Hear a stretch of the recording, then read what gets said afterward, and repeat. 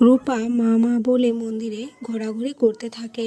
তখনই আদিত্য আর সুদীপা পরমার বাড়ি যাওয়ার জন্য বেরিয়ে যেতে গেলে রূপা সুদীপাকে দেখতে পেয়ে যায় আর বলে, এ কি আমার মা বলে ডাকতে থাকে, কিন্তু সুদীপা শুনতে পায় না।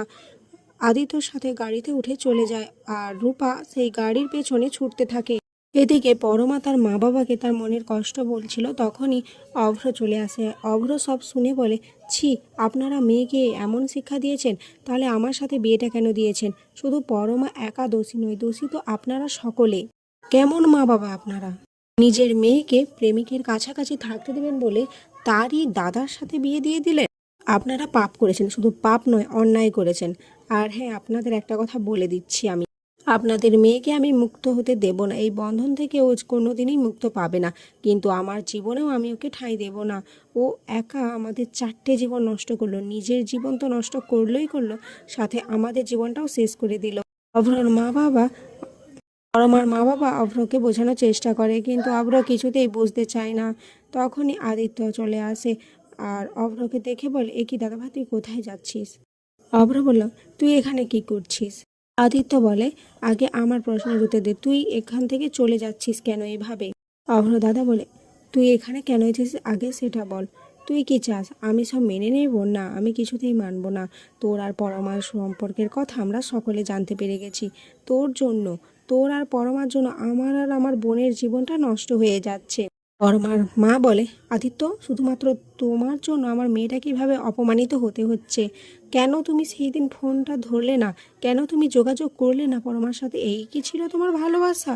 তাই ছিল তোমার প্রতিজ্ঞা দেওয়া? আদিত্য বলে, আমাদের সম্পর্ক বেশি দিনের ছিল না, আর ওর নাম্বার আমার মুখস্থ ছিল না, তাই আমি যোগাযোগ করতে পারিনি। পরমা বলে, বাহ আদিত্য, বাহ, খুব সহজেই তুমি বলে দিলে যে নাম্বার মনে ছিল না। তাহলে আমাদের মধ্যে যে সম্পর্কটা ছিল সেটা কিসের ছিল? এমনি ভালো লাগা সম্পর্ক? আদিত্য বলে, দেখো পরমা, তুমি কিন্তু বাড়াবাড়ি করছো।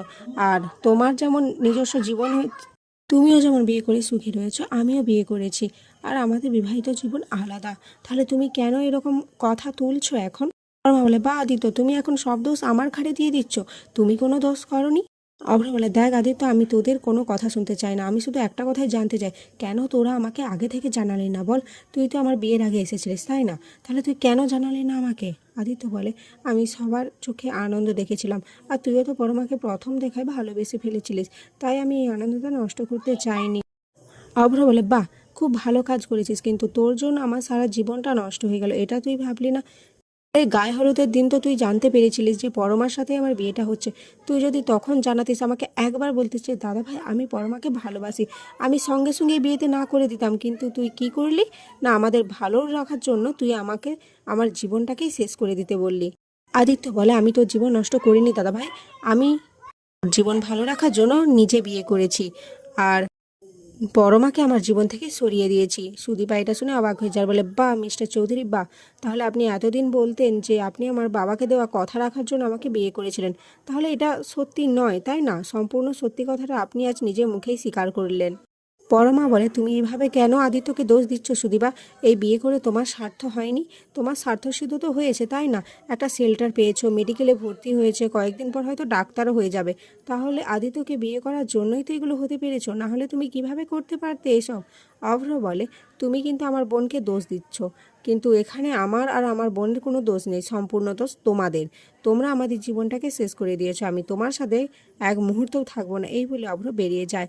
এদিকে পরমাও রাগ করে বেরিয়ে যেতে থাকে আর গাড়ি চালাতে থাকে। সুদীপা পরমার পেছনে যেতে যেতে পরমাকে থামানোর চেষ্টা করে, কিন্তু পরমা গাড়ি ড্রাইভ করতে থাকে খুব জোরে জোরে। সুদীপা আর আদিত্য পরমার পিছু নেয়, কিন্তু পরমা এত জোরে গাড়ি ড্রাইভ করছিল যে ওর সামনে রূপা পড়ে যায় আর রূপাকে ধাক্কা দিয়ে দেয়। রূপার মাথা ফেটে যায়। পরমা ভয় পেতে থাকে। সুদীপা এসে রূপাকে বলে, দেখি আপনার মাথা তো ব্লাড বেরোচ্ছে, আপনার কিছু হবে না, আমাদের এখনই হসপিটালে যেতে হবে। রূপা বলে, মা তুমি এসেছো, আমি তোমার কিছু হতে দেব না মা, আমি তোমার কিছু হতে দেব না। এরপর আদিত্য, অভ্র, পরমা, সুদীপা সবাই মিলে রূপাকে হসপিটালে নিয়ে যায়। আদিত্য বলে, পরমা তুমি কিন্তু যা করেছো তোমার জেল হতে পারে। যদি উনি সুস্থ হয়ে তোমার নামে কমপ্লেন করেন তাহলে কিন্তু তোমার জেল হয়ে যাবে। পরমা মনে মনে ভাবে, আমি জানি না আমি কিভাবে এটা করে ফেললাম, কিন্তু আমি ইচ্ছে করে করিনি। আমি ওনাকে মারতে চাইনি, উনি আমার গাড়ির সামনে চলে এসেছিলেন, কিন্তু আমার চোখে জল কেন? মনে হচ্ছে যেন কেউ আপন কেউ আমার থেকে দূরে সরে যাচ্ছে। আর এখানে আজকের পর্ব শেষ হয়ে যায়।